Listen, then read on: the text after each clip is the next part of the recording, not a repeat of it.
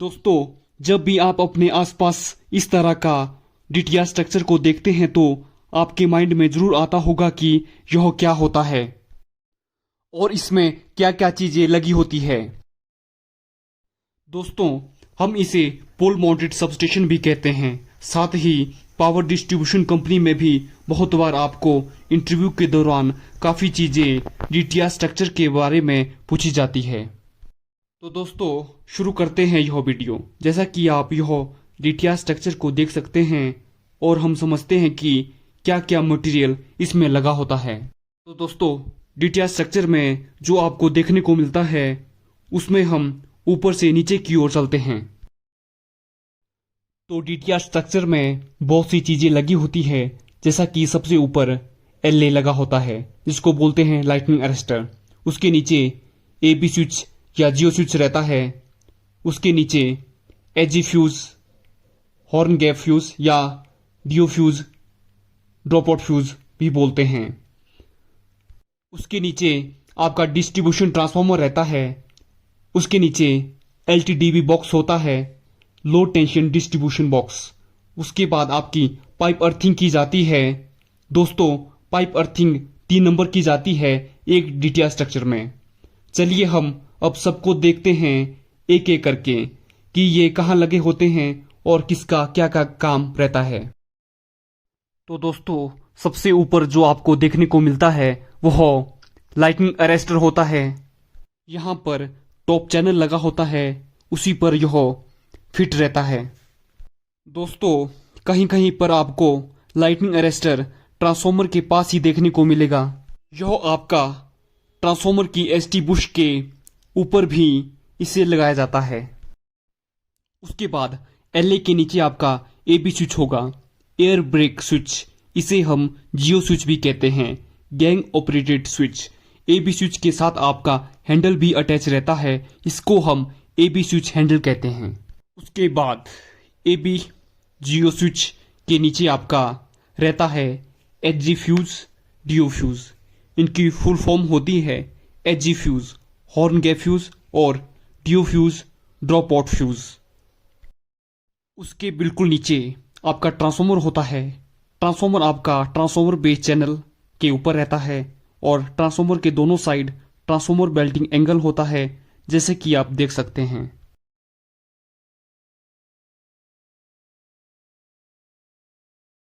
उसके बाद आपका एलटीडीबी यानी कि लो टेंशन डिस्ट्रीब्यूशन बॉक्स लगा होता है। यह आपका दोनों पोलों के बीच में रहता है, पर कहीं कहीं हम इसे किसी भी पोल में फिट कर देते हैं। उसके बाद हम 3 पाइप अर्थिंग यूज करते हैं। जो 3 नंबर पाइप अर्थिंग की जाती है उसमें हम 1 number pipe earthing separate the जाती है लाइटनिंग अरेस्टर के लिए। एलए से एक अर्थिंग वायर निकाल के एक सेपरेट पाइप अर्थिंग में डाल दी जाती है। अब जो दूसरी पाइप अर्थिंग होती है उसमें हम ट्रांसफार्मर न्यूट्रल की अर्थिंग की जाती है। ट्रांसफार्मर न्यूट्रल से अर्थिंग वायर को निकालकर पाइप अर्थिंग में कनेक्ट की जाती है। अब तीसरे वाले पाइप अर्थिंग में AB switch, DO fuse, transformer body और सारे चैनल की अर्थिंग तीसरे वाले पाइप में की जाती है। तो समझने वाली बात है कि एलए के लिए और न्यूट्रल के लिए हम सेपरेट अर्थिंग देते हैं, बाकी सभी की अर्थिंग हम तीसरे वाले पाइप अर्थिंग में की जाती है। 8 मीटर डीपी का डीटीआर स्ट्रक्चर आप देख सकते हैं, जिसमें कि 1.5 मीटर आपका ग्राउंड हुआ हो। उसके बाद हमारे पास बचता है 6.5 मीटर। तो सबसे टॉप पर एलए होता है, उसके बाद होता है एबी स्विच। इन दोनों के बीच में डिस्टेंस होना चाहिए 1250 mm।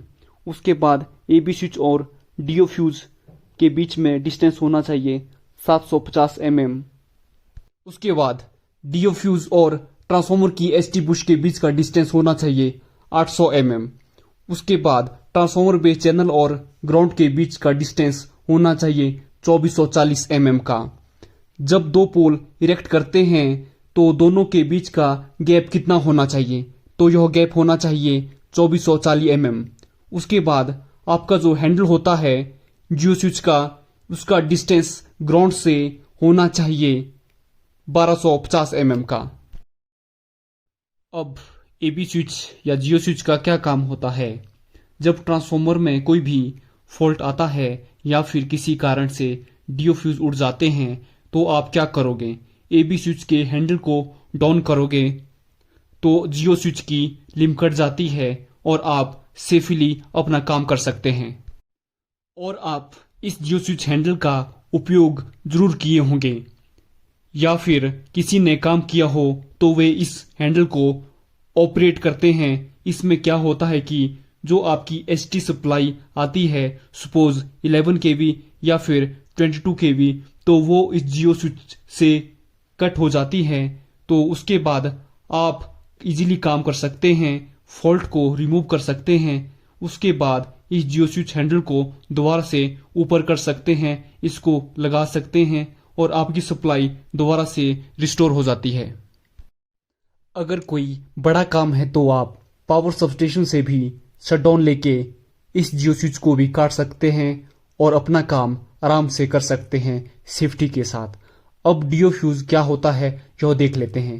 फ्यूज क्या होता है? इसमें आपकी फ्यूज वायर लगी होती है प्रॉपर रेटिंग की, और किसी कारण से ओवर करंट आती है तो यह फ्यूज वायर गल जाती है, बर्न हो जाती है, जिससे क्या होता है कि आपका ट्रांसफॉर्मर प्रोटेक्ट हो जाता है।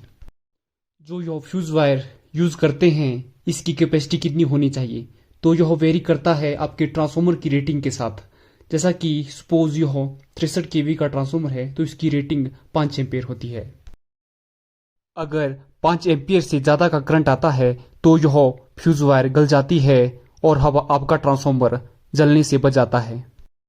अब आप भी जानना चाहते होंगे कि हम lightning arrester, GO switch, DO fuse का यूज़ क्यों करते हैं, तो डायरेक्ट हम ट्रांसफॉर्मर का यूज़ क्यों नहीं कर सकते और इतने सारी चीज़ें लगाने की क्या ज़रूरत है? तो सबका अपना अलग अलग काम होता है दोस्तों। यह देखा जाए तो ओवरऑल ट्रांसफॉर्मर को प्रोटेक्ट करना ही इन सब का काम होता है।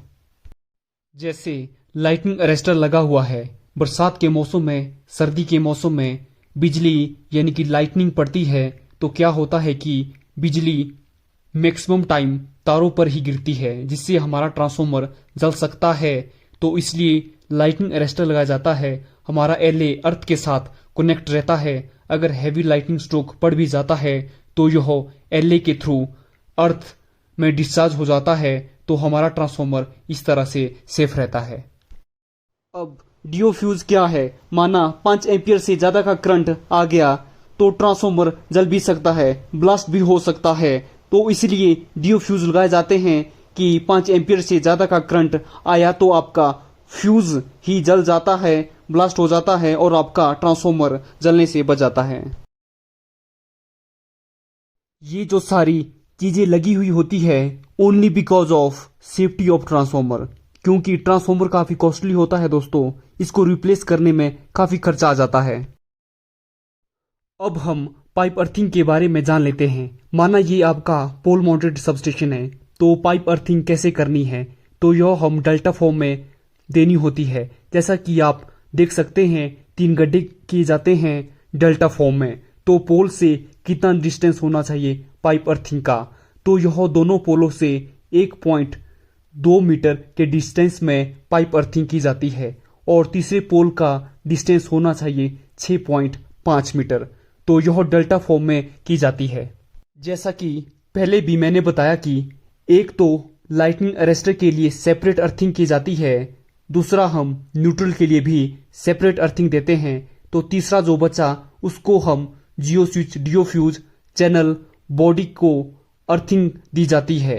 उसके बाद एक आपका अर्थिंग वायर से तीनों को कनेक्ट किया जाता है। माना इनमें से कोई भी अर्थिंग फेल हो जाती है तो दूसरी या तीसरी से हम आपका ट्रांसफॉर्मर को प्रोटेक्ट किया जा सकता है।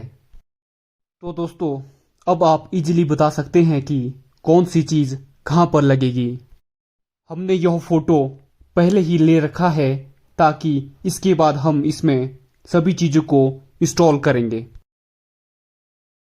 जैसा कि आप देख रहे हैं सबसे ऊपर टॉप चैनल पर लाइटनिंग अरेस्टर को फिट किया जाता है। उसके नीचे हम जियो स्विच या एबी स्विच को इंस्टॉल करेंगे। उसके नीचे हम डीओ फ्यूज को इंस्टॉल करेंगे। उसके बाद ट्रांसफॉर्मर को इंस्टॉल किया जाएगा। ट्रांसफॉर्मर बेस चैनल और ट्रांसफॉर्मर बेल्टी एंगल को भी आप देख सकते हैं। उसके नीचे हम LTDB लो टेंशन डिस्ट्रीब्यूशन बॉक्स को इंस्टॉल करेंगे विद ट्राइवेक्टर मीटर के साथ। ये आपका LTDB लो टेंशन डिस्ट्रीब्यूशन बॉक्स होता है। इसमें 3 फेज जा रहे हैं RYB 11 kV का। ये आपका इनकमिंग जा रहा है और इसके आउटगोइंग में जो आप देख रहे हैं RYB भी न्यूट्रल के साथ ये आपका आउटगोइंग होता है। इसमें ये मेंशन भी होता है। साथ ही इसमें आपका MCB बॉक्स होता है जो आपका मैनुअली और ऑटोमेटिकली दोनों तरह से ऑपरेट होता है।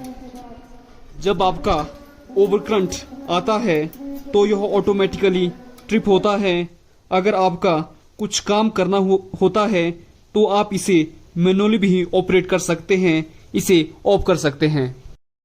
और जो राइट साइड में आप देख रहे हैं उसे हम ट्राइवेक्टर मीटर कहते हैं। यह क्या करता है कि ट्रांसफॉर्मर की यूनिट बताता है कि ट्रांसफॉर्मर कितनी यूनिट निकाल रहा है। इसको हम हर महीने चेक भी करना होता है ट्रांसफॉर्मर ने कितनी यूनिट निकाली। उस तरह से हम इसका TND लॉस भी निकालते हैं। जैसा कि आप देख सकते हैं ट्राइवेक्टर मीटर के कनेक्शन किस तरह से किए जाते हैं। इसमें हर फेज की 2-2 तारें ली जाती हैं और एक न्यूट्रल भी लिया जाता है और मीटर में कनेक्ट कर दिया जाता है। इसके कनेक्शन बिल्कुल इजी रहते हैं दोस्तों। तो दोस्तों इस तरह से हमने एक पोल माउंटेड सबस्टेशन यानी कि DTR स्ट्रक्चर के सभी पार्ट्स को डिस्कस कर लिया है, जिसमें कि हमने काफ़ी अच्छी तरह से समझा कि DTR स्ट्रक्चर में क्या क्या लगा होता है और इसकी वर्किंग किस तरह से रहती है। सबसे पहले हमने एक DP लिया, उसके ऊपर हमने लाइटिंग अरेस्टर, AB स्विच यानी कि जियो स्विच, उसके बाद DO फ्यूज यानी कि HG फ्यूज, उसके बाद ट्रांसफॉर्मर, उसके बाद LTDB बॉक्स, उसके बाद पाइप अर्थिंग के बारे में लगभग सभी चीज़ों को ब्रीफली डिस्कस कर दिया है। दोस्तों लास्ट में हम पोल माउंटेड सबस्टेशन की चारों साइड से फेंसिंग करते हैं, उसको लॉक करके बंद कर दिया जाता है। साथ ही बाहर हम 11 kV या फिर 22 kV डेंजर वार्ड को भी इंस्टॉल करते हैं ताकि कोई भी अनऑथराइज्ड पर्सन अंदर ना जा सके और किसी भी तरह की मिसहैपनिंग या एक्सीडेंट से बचा जा सके। दोस्तों उम्मीद करता हूँ कि आपको यह वीडियो अच्छी लगी होगी। इस तरह की इंटरेस्टिंग वीडियो देखने के लिए प्लीज़ सब्सक्राइब माय चैनल।